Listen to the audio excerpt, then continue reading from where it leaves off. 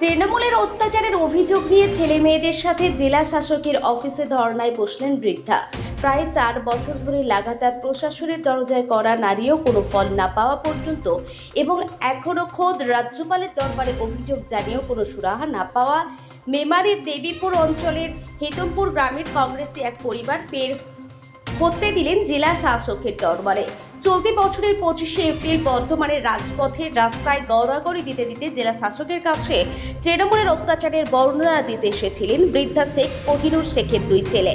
মা কোহিনুর শেখ এবং অবিবাহিত বোনকে নিয়ে তারা এসেছিলেন সুরাহা চাইতে, কিন্তু বছর গড়িয়ে গেলেও আজও কোনো সুরাহা না মেলায় ফের বৃহস্পতিবার তারা এলেন পূর্ব বর্ধমানের জেলা শাসকের কাছে। বৃদ্ধা কোহিনুর শেখ জানিয়েছেন তার স্বামী প্রয়াত শেখ নূর ইসলাম কংগ্রেস করতেন। তিনি জীবিত থাকাকালীন তার 2 মেয়ে বিয়ে হয়। বর্তমানে বিবাহযোগ্য আরও একটি মেয়ে রয়েছে তার 2টি পুত্র সন্তানও। গত প্রায় বছর কয়েক ধরে তার ছোট মেয়ের বিয়ে দেওয়ার জন্য চেষ্টা করছিলাম, সেজন্যই তার জমি বিক্রির প্রয়োজন পড়ে। সেই জমি বিক্রি করতে গিয়ে বিএলআরও দপ্তরে গিয়ে জানতে পারেন তাদের জমির কোনো রেকর্ড নেই। ওই দপ্তর থেকে সমস্ত নথি লোপাট করা হয়েছে। এরপরই তৃণমূলের নেতারা তার বাড়ির উপর চড়াও হয়। তার বড় ছেলে বাদান শেখকে বেধড়ক মারধর করা হয়, কেড়ে নেওয়া হয় স্বাস্থ্যসাথী কার্ড, রেশন কার্ড। এর ফলে তারা দীর্ঘদিন ধরে রেশন পাচ্ছে না। এ ব্যাপারে জেলা ও ব্লক স্তরের সমস্ত প্রশাসনিক আধিকারিকদের কাছে আবেদন করলেও কোনো ফল হয়নি। বাধ্য হয়ে তারা কলকাতার রাজভবনের সামনে ধর্নায় বসেন, কিন্তু পুলিশ সুকৌশলে তাদের সেখান থেকে তুলে দেয়। শুধু এটাই নয়, এই অবস্থায় এলাকারই কিছু তৃণমূল নেতা তার মেয়ের বিয়ে ভেঙে দিতে শুরু করে। যেখানে যোগাযোগ করা হচ্ছে সেখানেই তৃণমূলের নেতারা বিয়ে ভেঙে দিচ্ছে। কোহিনুর শেখের ছোট ছেলে জীবান শেখ জানিয়েছেন দীর্ঘদিন ধরে তারা কংগ্রেস পার্টি করছেন, কিন্তু বর্তমানে তাদের পাশে কংগ্রেসের নেতারা সেভাবে দাঁড়াননি। তাই তিনি বিজেপির কাছে গিয়েছিলেন সাহায্য প্রার্থনার জন্য।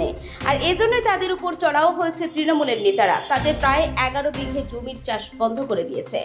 গতবার হিমঘরে রাখা প্রায় 40 কুইন্টাল আলুও তাদের বিক্রি করতে দেওয়া হয়নি। আলুর বন্ড জোর করে কেড়ে নেওয়া হয়েছে তাদের কাছ থেকে। কোহিনুর শেখের মেয়ে শেখ মুমতাজ জানিয়েছেন রাজ্যের মুখ্যমন্ত্রী এক মহিলা আর তারই দলের নেতারা তাদের উপরে বছরের পর বছর ধরে অত্যাচারিত চালিয়ে যাচ্ছে। পুলিশ প্রশাসন সব জেনেও কোনো ব্যবস্থা নিচ্ছে না। শেখ মুমতাজ জানিয়েছেন তিনি বিয়ে করতে চান, সংসার করতে চান, এটা কি তার অপরাধ? উল্লেখ্য, বৃহস্পতিবারও এই ঘটনার প্রতিবাদে জাতীয় পতাকা নিয়ে জেলা শাসকের অফিসে আসেন বৃদ্ধা কোহিনুর শেখের পরিবার, জানিয়ে রীতিমতো কৌতূহল এবং চাঞ্চল্য ছড়ায়। এদিকে এ ব্যাপারে তৃণমূলের মুখপাত্র প্রসেনজিৎ দাস জানিয়েছেন এসব ভিত্তিহীন অভিযোগ। ওই পরিবার কেন থানায় যাচ্ছেন না? তার কাছে যদি এই ব্যাপারে কোনো প্রমাণ থাকে তিনি তৃণমূল দলেও জানাতে পারতেন, কিন্তু তা না করে তারা নাটক করছেন। প্রসেনজিৎ দাস জানিয়েছেন তৃণমূল দলের কাছে অভিযোগ জানালে যদি কোনো তৃণমূলের নেতা বা কর্মী যুক্ত থাকে তাহলে দল যথাযথ ব্যবস্থা নেবে। একই সঙ্গে প্রশাসনের কাছে নির্দিষ্ট অভিযোগ জানালে প্রশাসনও ব্যবস্থা নেবে। এখানেই বসবো, কি বলছেন যতক্ষণ না ডিএম এসপি লিখে দিচ্ছেন ততক্ষণ আমি যাব না। এবং তারা কিভাবে আমার প্রতি টর্চার করে তুলে দেন, কি করেন সেটা বাংলার মানুষ দেখবে। সুরাহা মিলেনি, তার জন্যই আজকে আমরা শেষ সম্বল নিয়ে এসেছি। এ শেষ, এখান থেকে আমরা যদি না অবশ্যই পাবো তার আশা নিয়ে এসেছি। মুখ্যমন্ত্রীর কথা প্রশাসন বর্ধমান ডাকবেন, না হলে আপনার কোনো পাশে পাইনি। আমি এমএলএ থেকে কোনো কিছু সবার কাছে গেছি, লিখিত আছেন, তার ডকুমেন্টস আপনারা দেবো। এরকম তো ভয় দেখাচ্ছে যে এইভাবে করলে গ্রামের মানুষ কি উত্তেজিত ভয় দেখিয়েছেন। কোনো বিরোধী দলের গ্রামে ভোট হয়েছে, বিরোধী দলের কোনো এজেন্ট ফেজেন্ট কেউ কিছু বসতেই যায়, কোনো দলেরই বসতে পারি না, সিপিএমের বসতে পারি, কোনো কিছু কেউ পর্যন্ত এখানে বসে থাকবো। না হলে লিখে দিক যে মুখ্য ডিএম এবং এসপি যে না এর মধ্যে কোনো দুর্নীতি নেই, দুর্নীতি হয়নি কোনো কিছু। কোথা থেকে আসছে? মেমারি থানা, হেতমপুর গ্রাম। আপ টু রাষ্ট্রপতি পর্যন্ত কপি করেছে, রাজ্যপাল মুখ্যমন্ত্রীকে পর্যন্ত দিয়েছে। এর আগের রাজ্যপালের দরবারেও গেছিলাম, রাজ্যপাল ওখান থেকে হিয়ারশিট থানা রাজ্য পুলিশ নিয়ে যায়, নিজে হিয়ারশিট থানা আমাদেরকে লিখিত দিয়ে বলেন আপনারা ডিস্ট্রিক্টে যান, ডিস্ট্রিক্টে সমস্ত সমস্যা মিটে যাবে। ডিস্ট্রিক্টে দেখা করতে আসি, ডিএমের সাথে দেখা করতে পারেন না, এসপির সাথে দেখা করতে হলে দেখা করতে দেন না, কোনোভাবে দেখা সুরাহা মেলে। এই নিয়ে আজকে আবার শেষ সম্বল নিয়ে এলাম।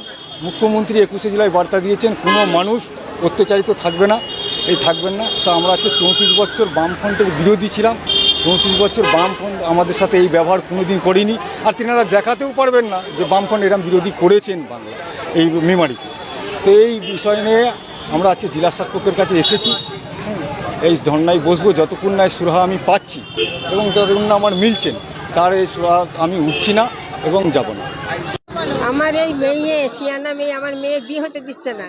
তারপরে আমার আমরা তারপরেই জানতে পারলাম, আগে আমরা জানতে পারিনি। জমি মাঠে ছিল, জমিতে নটফরম করছে, আমরা জানতে পারিনি। আমার এই মেয়ের বিয়ে ঠিক হয়ে গিয়েছে, তার জন্য সেই জমি ওর বাবা নাই তো যে আমাদের পয়সা করি টান, তার জন্য আমার মেয়ের বিয়ে দিতে হবে। আমি একটা জমি বিক্রি করে বলে বিআরএলের অফিসে আমার এই ছেলেকে পাঠিয়েছিলাম। সে জমি বিক্রি করা যেমন তাই সব উল্টো পাল্টা করে আমার মেয়ের বিয়েটা ভাঙিয়ে দিলে, বিয়েটা হলো না। তারপর থেকে সেই জমি আর ইয়ে করতেও দিলে না, ঠিকও করে দিলে না, আবার আলুগুলো করে দিলে সেগুলো কেটে দিলে, আবার রেশন কার্ড, তারপরে রেশনের মাল কিচ্ছু দিচ্ছে না। আবার সেই স্বাস্থ্যসাথী কার্ড পাইলে আবার আমি একটা বিধবা ভাতা চাই, বিধবা ভাতা পাই, তাও আমায় দেয় না, একটা কোনো কিছু আমাকে ইয়ে থেকে দেয় না। তাহলে আমি কি করে বাস করি, কি খাই, কি করি বলুন তো আপনারা? আমি কি অন্যায় করেছি? আমার স্বামী কংগ্রেস করেছে, আমি তো করিনি, কিন্তু কংগ্রেস সময় সিপিএম তো ছিল, সিপিএমটা করে এত অত্যাচার করিনি। এমন অসহায় অবস্থায় করেছে, ঘরে খাবার নেই, আমরা এমন অবস্থায় আছি। আমাদের রেশন কার্ড, স্বাস্থ্যসাথী কার্ড সব কিছু কেড়ে নিয়েছে, আমাদের জমি নট ফার্ম করে দিয়েছে, আমাদের চাষের আলু স্টোরে ছিল সেগুলোকে দিচ্ছে না, সেগুলো নিয়ে নিয়েছে। আমাদের কোনো কিচ্ছু সুরাহা করে দিচ্ছেন না, কোনো কিচ্ছু উপায় ব্যবস্থা করে দিচ্ছেন না। আমরা অনেক কষ্টের মধ্যে আছি। আমাদের এলাকার এমএলএ মধুসূদন ভট্টাচার্য, তার কাছে গিয়েছিলাম, তার স্ত্রী আমাদের দূর দূর করে বাড়ি থেকে বার করে দিয়েছিলাম, আমাদের বাড়িতে ঢুকতে দেননি।